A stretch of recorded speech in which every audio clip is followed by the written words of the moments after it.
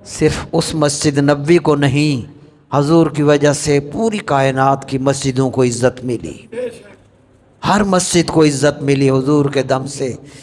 فرمایا احب البلاد الی اللہ مساجدہا، احب البلاد الی اللہ، اللہ کے ہاں، اللہ کے ہاں جتنی بھی جگہ ہیں سب سے بڑھ کر محبوب اللہ کو مسجدیں ہیں۔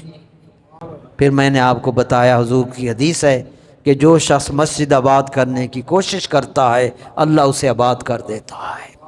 یہ تجربہ ہے، داتا صاحب نے مسجد بنائی تھی، فیض عالم نے مسجد تعمیر کی اپنی ذاتی آمدنی سے چھوٹی سی، یہاں غزنی سے آئے، فیکٹری نہیں لگائی، ملنے کارخانے نہیں لگائے، اللہ کا گھر آباد کیا۔